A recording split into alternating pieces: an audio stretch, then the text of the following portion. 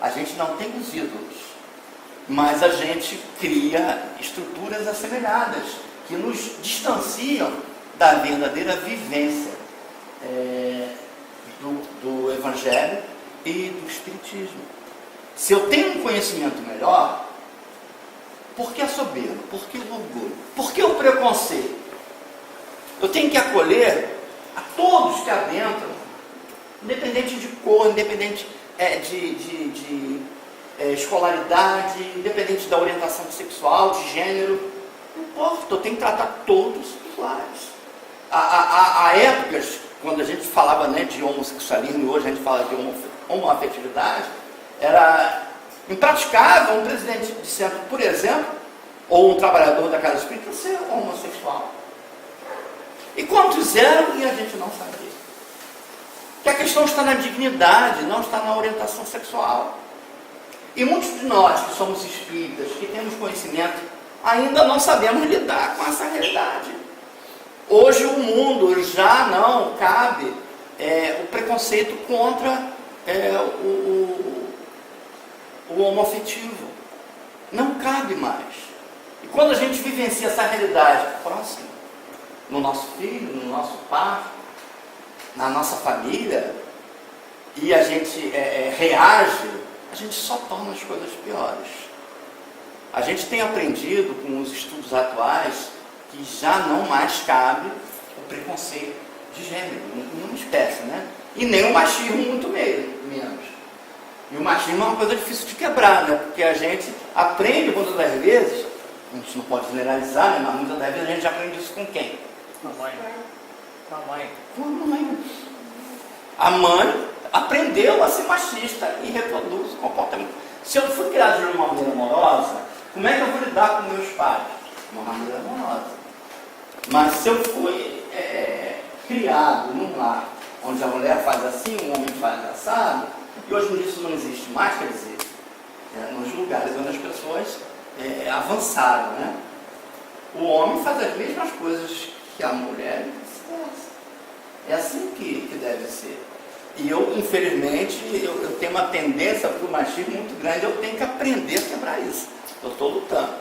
Eu tenho todos esses preconceitos que eu falei, eu tenho, se eu não admitir que eu tenho, eu não vou vencer. Eu tenho preconceito contra o negro, eu tenho preconceito contra o nordestino, eu tenho preconceito contra o gay, eu tenho. Quem aqui que não tem? O próprio negro não tem preconceito contra o negro? O negro mais clarinho, o negro mais escuro. Eu fico horrorizado quando eu vejo, né, no ambiente, o outro falando do outro, ou mais preto, porque eles são mais claros. Esse preconceito também é terrível, porque vivemos numa sociedade preconceituosa. Então eu tenho que admitir a minha fraqueza. Eu tenho que admitir que eu tenho preconceito. E eu tenho. Mas na medida que eu admito, eu começo a trabalhar e a lidar melhor. Né? Quando eu me pego olhando para o homoafetivo, né, e vem aqueles pensamentos, né, de reagir, né, não pode ser assim. A gente tem que fazer o quê? Piada, não é? Piadas denegrir, depreciar. E não pode ser assim. A gente tem que aprender a respeitar a natureza.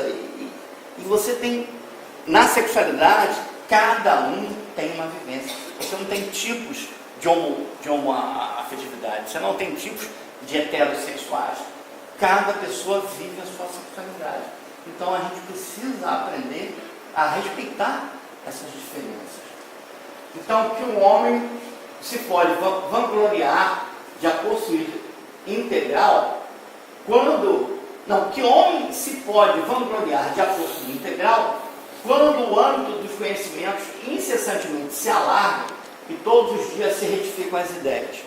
Nem o dogma científico é cabível, porque a todo tempo as teorias elas se modificam, não é?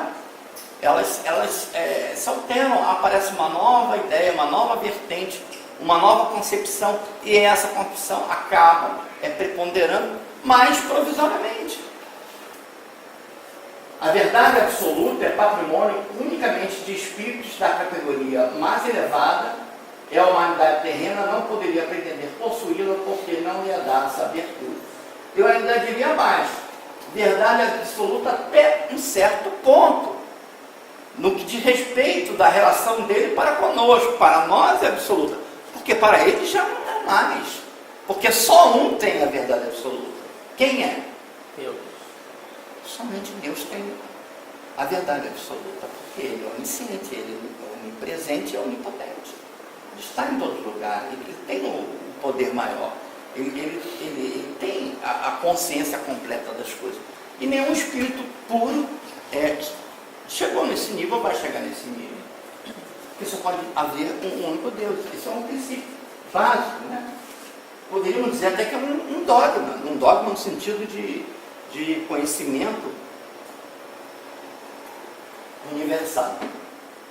Kardec fala em dogma da reencarnação, mas não é com essa ideia de inquestionável, né? E nem de imposto e nem de indiscutível. Ele fala no sentido de opinião, no sentido de conceito, de axioma, que é uma verdade que você não contesta devido à sua condição de veracidade, né? De sustentabilidade. Podemos prosseguir? Ela somente pode aspirar a uma verdade relativa e proporcionada ao seu adiantamento. Então a humanidade ela tem que entender que ela só consegue alcançar aquilo que está dentro da sua capacidade, da sua possibilidade, do seu adiantamento. Se Deus houvera feito da posse da verdade a absoluta condição expressa da felicidade futura, teria proferido uma sentença de proscrição geral, quer dizer, banimento, né, de abolir, ao passo que a caridade, mesmo na sua mais ampla acepção, podem todos praticá-la. Então, se a gente só com a verdade absoluta a gente poderá ser feliz, nós nunca vamos ser felizes. A humanidade nunca vai ser feliz. Por isso tem uma proscrição geral. Ou seja, impedido a humanidade alcançar essa felicidade futura. É preciso que a gente se balize não no fora da verdade, mas no fora da caridade, né? Que não há salvação. Ao passo que a caridade, mesmo na sua mais ampla acepção, podem todos praticá-la. Nós podemos, qualquer um de nós, agir no bem. Começando com aqueles que nos são mais próximos, com aqueles que nos são mais agradáveis. Vamos exercitando até a gente conseguir praticar com aqueles com os quais nós temos divergências, animosidades. Sabe aquela pessoa que a gente tem ou em casa, no trabalho, que não passa, não tem jeito, a gente não consegue acertar os ponteiros? A gente nem sempre quer dizer que a gente tenha ódio, mas temos dificuldades, falta afinidade, a gente está sempre conflituando, sempre saindo faísca, até que a gente amadurece e percebe que o outro não tem que mover o meu ânimo, o meu estado de espírito. Ao contrário. E aí a gente começa a estabelecer, né, um entendimento, que nem a história do porco-espinho. Vocês sabem como é que eles fazem, né? Se eles, no frio, se eles se aproximarem demais, o que acontece? É espetacular, né? Porque eles se espetam direto. Então tem que estar uma equidistância em que ninguém fere ninguém. E assim é também, né, em casa ou no ambiente de trabalho, a gente tem que aprender a conviver de maneira, vamos usar essa expressão, profissional. Como é que o profissional faz? Ele respeita a bem de quê? Do êxito da equipe, do êxito do trabalho. Se é assim no trabalho que a gente é remunerado, também deve ser em casa, que a remuneração é muito mais alta. A gente progride, a gente celebra, porque a gente está ali com uma missão, né, de cuidar um do outro, de ser irmão. A gente fala em missão da paternidade, missão da maternidade, mas a grande missão é de sermos irmãos. O pai deve ser irmão do filho, o filho irmão do pai, a mãe irmã do filho e do próprio pai. Todos temos que ser irmãos. Porque nessa condição a gente se nivela, né, com igualdade. Claro que respeitando cada um a tarefa que cada um tem. Mas muitas das vezes por ser, né, a autoridade máxima ali, né, o homem, né?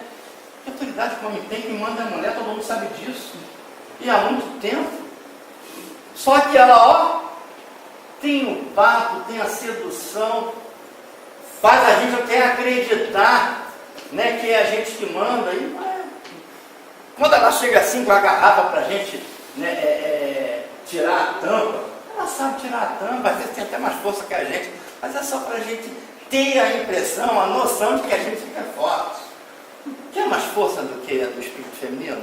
Não tem, né? Eu não estou querendo jogar confete porque a maioria aqui é menina, não. É porque isso é verdade, eu já testei isso na prática.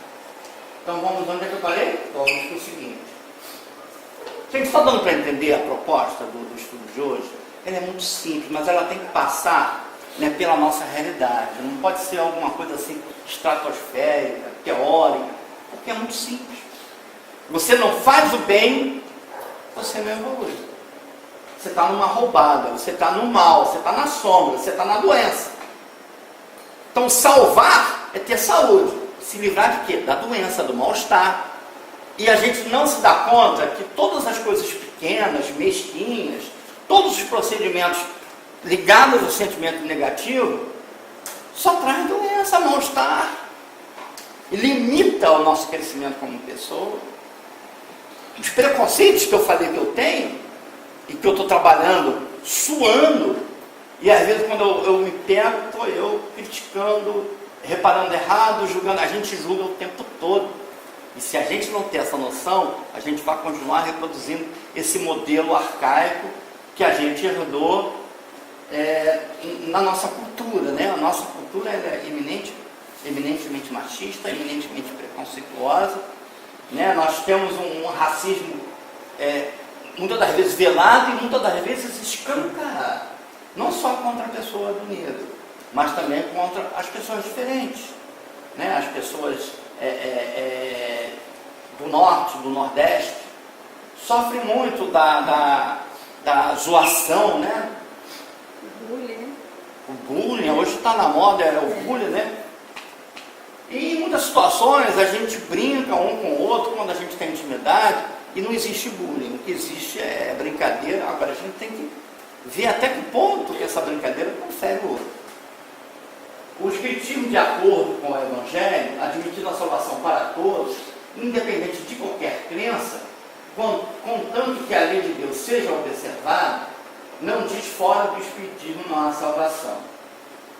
Chico Xavier ele fala que se ele tivesse encontrado no Espiritismo esse conceito, ele não teria entrado para o Espiritismo.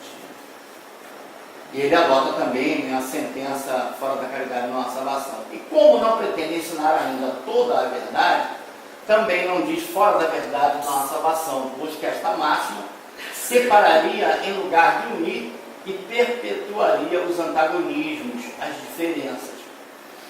E aí é importante a gente entender que no Espiritismo não tem infalibilidade. A palavra de Kardec não é infalível. Toda vez que em algum lugar eu falo que Kardec escreveu alguma coisa que a gente precisa questionar, as pessoas torcem o nariz para mim.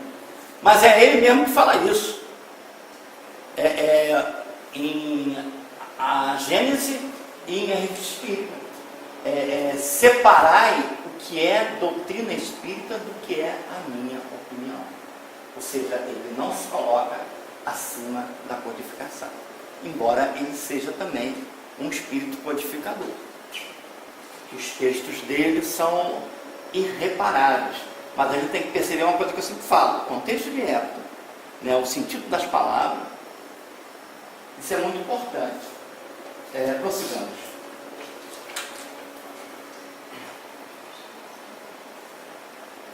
E aí o item 10, que é Paulo que escreve, não me lembro o lugar onde ele mencionou no finalzinho, vai aparecer. Eu acho que é Paris. Isso, Paris. Ele fez o dever de casa, né? Ele está ajudando aqui. Ele, além de navegador, ainda é auxiliar, doutrinário. Está ótimo. E aí ele fala, né? Instrução dos Espíritos, fora da caridade não há salvação. Eu me dei o trabalho de ler todos os autores, e eu estou desenvolvendo um trabalho, né, sobre os expoentes da codificação, com outros trabalhos já realizados, que a gente não precisa inventar roda, ela já está pronta, mas a gente pode ajustar, né?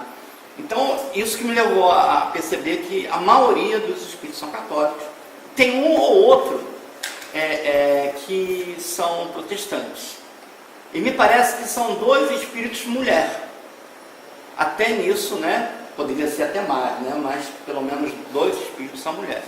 Um eu não lembro o nome, e o outro é Joana de Ângeles, que foi Joana de Cusa, né? Que se identifica como sendo um espírito amigo, mas não é um espírito amigo, é exatamente a Joana de Ângeles. Meus filhos, na máxima, fora da caridade não há salvação, e estão encerrados os destinos dos homens na terra e no céu. E aí a gente tem que pensar, né, o que é terra e o que é céu, né? No mundo material e no mundo espiritual. Vamos lembrar que ele ainda está trazendo para se identificar conosco o conhecimento de católico, que não quer dizer que ele ainda tenha essa visão, porque ele é um espírito de uma condição superior à nossa. Na terra, porque à sombra desse estandarte, eles viverão em paz. Ou seja, o sentimento da caridade, ela pode nos proporcionar uma vivência pacífica. Que na medida em que eu ajo no bem, eu crio uma auréola protetiva, uma ambiência salutar. E certamente eu estaria insenso às doenças que poderiam me acometer, mas logicamente não estaria livre daquelas que eu cultivei em vidas passadas. A gente precisa entender, eventualmente eu falo sobre isso, que a doença na verdade significa cura. Para a gente aprender a ter um outro olhar sobre a doença, a gente costuma se abalar com a doença. Realmente a gente acaba se abalando, determinadas doenças nos assustam, mas a gente precisa aprender que quando a gente está doente, a gente está se curando. E a gente está aqui para quê? Então por que o medo da doença? Seja na gente, seja naqueles que nós amamos, só que a gente ainda é frágil. Imagina, né, a minha neta com uma doença grave, eu não quero pensar nisso. Mas se acontecer, qual é a melhor maneira que eu tenho para lidar com isso, para ajudar os meus filhos, né?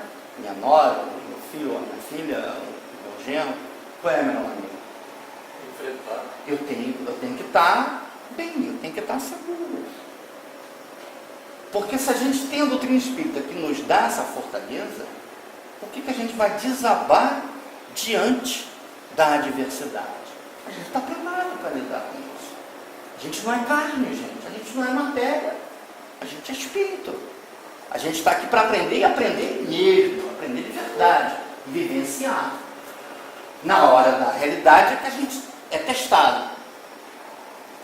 No céu, porque os que houverem praticado acharão graças, né? Vamos dizer, bênçãos, né? Diante do Senhor. Na verdade, nós não vamos receber bênçãos, não vamos receber graças. Nós granjearemos desde já essas graças, essas bênçãos. Porque nós vamos estar impregnados dos sentimentos do bem, da bondade, né? Do amor, da caridade. Mais adiante.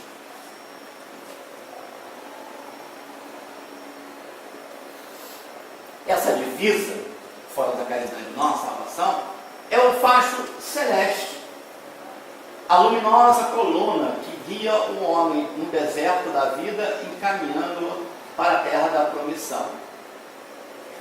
O homem se sente sozinho diante da grandiosidade da vida. E aí a vida pode lhe parecer um deserto, mas a vida não é um deserto. Isso é uma imagem poética do Paulo. A vida, ela é permanente, né, de diversidade, de dificuldades, né, e nos compete entender que através desse trajeto a gente evolui, a gente cresce, a gente se aperfeiçoa, a gente chega à felicidade, encaminhando para a terra da promissão, reino dos céus, felicidade, estado consciencial de felicidade. Mas não é lá longe, quando a gente estiver em unidade com Deus, em unidade com Cristo, que a gente já está em unidade com Deus, em unidade com Cristo, na proporção própria de cada um. O processo é ato contínuo, modo contínuo. A gente não tem que olhar lá para ele, está muito longe, não. O que eu posso, né, aprender nesse momento? Muita coisa, gente. Muita coisa. É só fazer o bem. A decisão, a escolha é pelo bem. E quando eu faço essa escolha, a minha vida, ela se modifica, ela se transforma. Um pequeno gesto no bem. Eu tenho certeza que se eu não tirasse só a fotografia daquele homem que estava encolhidinho no degrau da Rua Voluntários da Pátria, hoje eu teria um exemplo para passar para vocês. Mas eu já me senti feliz de ter percebido ele e não ter passado indiferente. E ter fotografado. Que essa foto, ela está servindo, né, para demonstrar que aquela é a realidade dele. Aí uma companheira no WhatsApp, ela respondeu assim: essa é a realidade do mundo que a gente... Não, eu falei para ela, não, essa é a realidade dele. É a realidade que ele vive. Porque a gente não pode fazer muita coisa por ele. Claro que a gente pode fazer muita coisa por ele, mas a gente faz. E aí eu questionei um monte de coisa. Eu preciso até me desculpar com ela pessoalmente, que eu fui muito duro, né, de uma certa maneira. E ela não deixa de ter razão, porque a nossa sociedade é uma vergonha. Porque em plenas Olimpíadas a gente limpa a cidade dessas pessoas, são pessoas, não é lixo. Elas não são acolhidas, elas são recolhidas como lixo humano. Mas esse conseguiu escapar. Então a gente tem que admitir que esse é esperto. Ele poderia ter até uma condição melhor de vida, mas ele não tem, por uma série de circunstâncias. A gente não conhece a história dele e a gente não pode julgar e a gente não pode condenar. E prosseguindo, né? Ela brilha no céu, a divisa, né, como auréola santa na fronte dos eleitos.